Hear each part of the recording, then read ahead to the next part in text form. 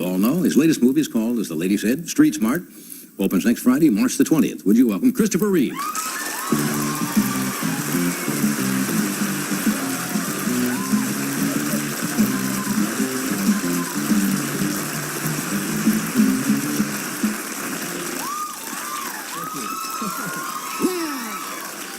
How you doing? Very well, thanks. How would you like to ride that bicycle? That was incredible. Yeah, that's amazing balance.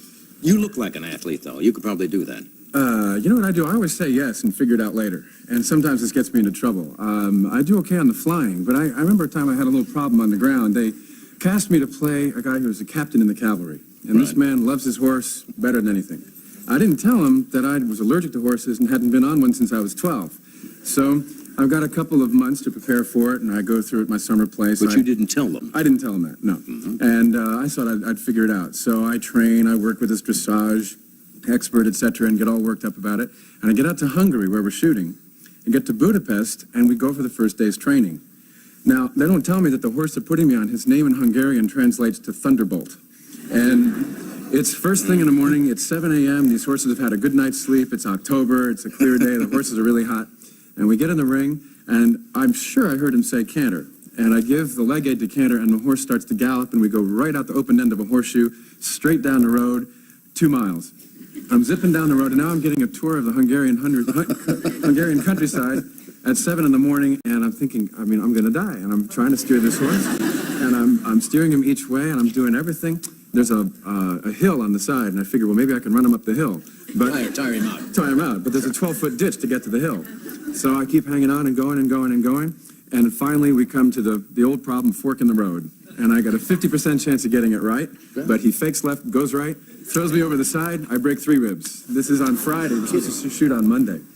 Does the word whoa ring a bell to you? Oh, I said that. Have you ever tried that? I mean, whoa. And all it's, every word like it that I could think of, yeah. That's going to be frightening, because horses are, forget how big and powerful they are, and he just took off. And they go, and they're hungry, they eat something, I don't know, with paprika in it or whatever. Yeah. Have you been injured before, doing stunts? No, actually, I injured myself when I was a kid. I injured myself skiing on a golf course. I wouldn't think that'd be possible, but in my hometown in New Jersey, there's this golf course, and I'm learning how to ski. I go out with my brother, and we got the little skis and stuff, and we're ready on the top of the hill, and go down the hill, and there's one tree at the bottom of the hill. And I'm going straight for it. And again, I got this problem with decisions, right? I'm going for this tree, and I can't make up my mind which way to turn. So I turn both ways at the same time, crash into the tree, and break both ankles. That's the last time I hurt myself. Have you been skiing since? Yeah, I ski all the time. I just came back from the weekend, actually. Yeah. Tell me about the picture. You shot this in New York? Yeah, we had to shoot a little bit in Montreal, and we did 3 weeks of work in New York, too. Yeah. Do you like New York? I love New York. Working on New York streets. But if you work on location, we had an actor on here a couple of years ago who was working in New York, and there was a scene where he was running, and the New Yorkers thought it was an actual assault, and somebody decked him. The actor was in a scene, he was supposed to run down, and these people saw it, but they didn't realize, and they jumped out and decked the guy.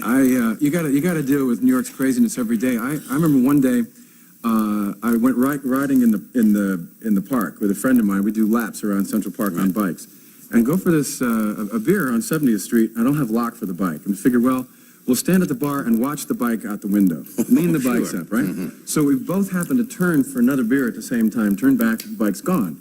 So we go running out, he goes left, I go right, and before too long, the guy is on the bike coming up Amsterdam Avenue. And I didn't know, something took over, and I went running out in the middle of traffic, caught the guy, threw him off the bike on the hood of a car, and now there's a crowd gathering around, right? And I got the guy, they think it's like a scene from a movie. I got the guy down, and he goes, "Oh no, Superman, I'm sorry." That's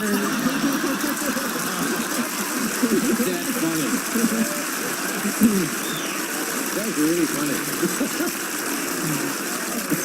The guy's reaction has got to be, I'm Superman, I'm sorry, your bike. I got my bike back. Let me take a short break. We're going to do this. We're coming right back.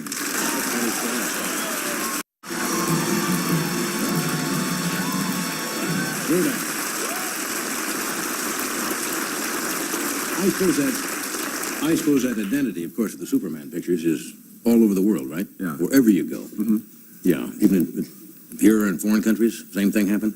Yeah, the people are nice about it, and I used to go through a period of saying like, nope, I'm not, I'm an actor and all that stuff, kind of on a bandwagon about that. But now, I get a lot of pleasure out of it. And in fact, I turned around, having said I'll never do after part 3. I said I'm out of here, That's right. and I've just actually come back from shooting Superman 4, and I'm very proud of it. Still, now what happened to Lois Lane? Did you? She's there on part Is Lois 3. still there? Part 3, they sent her off to Paris because they couldn't make her deal. So she's gone. She disappeared. Right? But now... she's on assignment, right? Fast-breaking story in Paris. She's out. But in part 4, she's back, and that relationship, I think, is really the key to the movie. And Gene Hackman is back, and he is at his comic best. Lex Luthor? Yeah. Lex Luthor. He can ham it up about as good as anybody when he plays Luthor. After he read the script, which I worked on with Larry Connor and Mark Rosenthal, and he called up and said, "Are you sure you want me to have this good a part?" I said, "I think so." I said, "I'm just glad once we shot it." I said, "I'm glad I'm the only guy with a cape who can fly." Yeah. Otherwise, because he's stealing it from me. Street March is kind of a serious little piece, isn't it? This is not popcorn entertainment, but it is I think a very gripping film. And for a change, I'm playing a guy who's not really a hero. Right. He's just trying to keep his head above water, like a lot of people, and he's trying to work out his ambition versus his personal ethics and all of that.